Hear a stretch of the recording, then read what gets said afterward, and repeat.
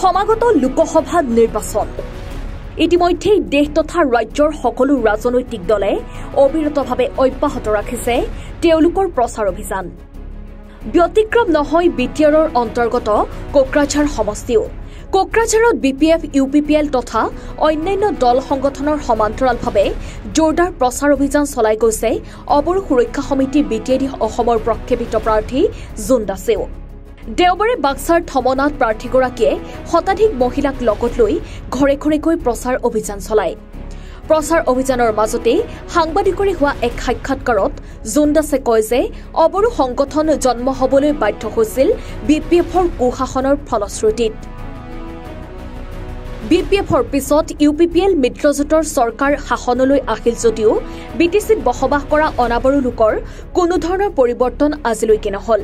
সেয়েহে আমাৰ কামেই হ'ব বিটিচিত বসবাস কৰা ২২ লাখ অনাবৰো লোকৰ জাতি মাটি ভাষা সংস্কৃতিৰ লগতে কৰ্মসংস্থাপন তথা ভূমিৰ অধিকাৰ সুনিশ্চিত কৰা। কোকৰাঝাৰৰ ৰাইজে নিশ্চয় এই কথা বুজি পাই এইবাৰৰ নিৰ্বাচনত ভোটদান কৰিব বুলি জোন দাস আশাবাদী। সাক্ষাৎকাৰত জোন দাসে বিপিএফ ইউপিপিএলৰ লগতে MP নৱকুমাৰ শইকীয়াকো ক্ষুৰধাৰ সমালোচনা কৰে। প্ৰথম কথাটো হৈছে কি নিৰ্বাচন জোন দাসৰ নিৰ্বাচন নহয়, বিটিচিত বসবাস কৰা বিভিন্ন জাতি জনগোষ্ঠীৰ লগতে আমাৰ নন ট্ৰাইবেল মানুহখিনি যিখিনি জাতি মাতি ৰক্ষাৰ সংগ্ৰামী অস্তিত্বৰ যিটো এটা সংগ্ৰামৰ পৰা মই যিহেতু এই ৰাজপথৰ সংগ্ৰামী সত্তাক যেতিয়া মই ৰাজনৈতিক মঞ্চখন আহিছোঁ, গতিকে মোৰ দায়িত্ব আৰু কৰ্তব্য আৰু গোটেইখিনি কথা নিৰ্ভৰ কৰিয়ে এই সংগ্ৰামৰ স্বাৰ্থত মানুহৰ লাঞ্ছিত বঞ্চিত অৱহেলিত মানুহখিনিৰ অস্তিত্ব ৰক্ষাৰ কাৰণে এই নিৰ্বাচন অৱতীৰ্ণ যিহেতু হৈছোঁ, কেৱল ৰাইজৰ পদূলি নহয়, পাৰিলে য'ত যেনেকৈ পাৰি সেনেকৈ হ'লে ৰাইজৰ লগত গৈ কিনে এই নিৰ্বাচন জিকি অন্তত এই বিটিচিৰ অনাবৰ মানুহখিনি অস্তিত্ব ৰক্ষা কৰিব দৰকাৰী আছে। খুব দুবাৰকৈ এজন সাংবাদিক মুছলিম হ'ব বুলি ভাবে নহয়। মন কৰিব যে যোৱা 2টা বছৰ MP নৱকুমাৰ শৰণীয়াক আমি এই যে MP বনাইছিলোঁ, তাৰ কাৰণে অবৰো সুৰক্ষাৰ জন্ম হৈছিলে। অবৰো সুৰক্ষাৰ জন্ম কি হৈছিলে? একমাত্ৰ 2003 চনত যেতিয়া বিটিচিৰ যেতিয়া চুক্তি হৈছিলে, এই চুক্তিৰ দ্বাৰা হাগ্ৰা মহিলাৰ নেতৃত্বত যি এক বেলেগ ধৰণে এটা মৰণ ফান জাপি দিছিলে, সেই মৰণ ফানখনৰ পৰা ৰক্ষা পাবৰ কাৰণে অন্তৰত লোহাক লৈ কাটাৰ কাৰণে MP নৱকুমাৰ শৰণীয়াক আনিছিলোঁ।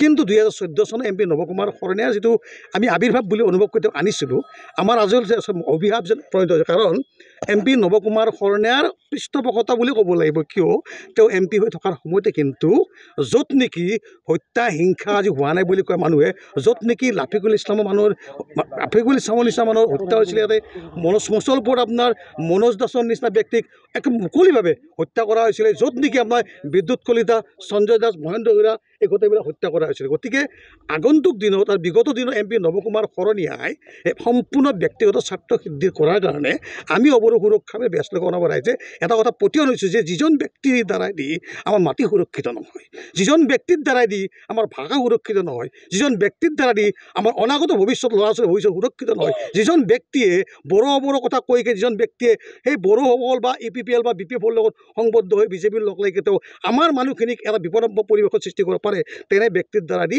বিটিচিৰ অনাবৰৰ মানুহ সুৰক্ষিত নোহোৱা বুলি অনুভৱ কৰাৰ কাৰণে আগন্তুক দিনত MP নৱকুমাৰ শৰণীয়াৰ স্বাৰ্থ সিদ্ধিৰ এই যিটো এক ব্যক্তিকেন্দ্ৰিক ৰাজনীতিক পৰিহাৰ কৰি অবৰো সুৰক্ষা আমি অস্তিত্ব ৰক্ষাৰ কাৰণে এই ৰাজনৈতিক পথখন আমি পৰিছোঁ। আৰু মই ডেফিনেটলি জানো যে MP নৱকুমাৰ শৰণীয়াৰ কৰ্মদক্ষতা কৰ্মবিফলতাৰ কাৰণে বিটিচিৰ পৰা পুনৰবাৰ 2014 দিশাকৈ 2024 চনত বিটিচিৰ 1 নং লোকসভা সমষ্টিৰ ৰাইজে নিশ্চিতভাৱে এই বিপুল ভোটত জয়যুক্ত কৰি তেওঁলোকৰ হেৰুৱা সংগ্ৰামখন হেৰুৱা অস্তিত্বখিনি মোক পুনৰাই অনাৰ কাৰণে কোকৰাঝাৰ লোকসভা সংগ্ৰামৰ মজিয়াত নিশ্চিতভাৱে মোক প্ৰত্যাপন কৰিব।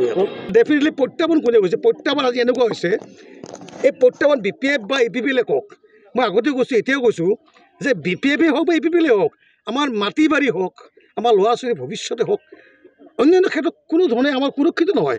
মই এটা কথা স্পষ্ট কৰোঁ যে আমাৰ মাটিখিনিৰ সমস্যা সমাধানৰ কাৰণে, আমাৰ চিটা নামজাৰিৰ কাৰণে, মাটি ৰেজিষ্টাৰৰ কাৰণে, আমাৰ ল'ৰা ছোৱালীৰ ভৱিষ্যতৰ কাৰণে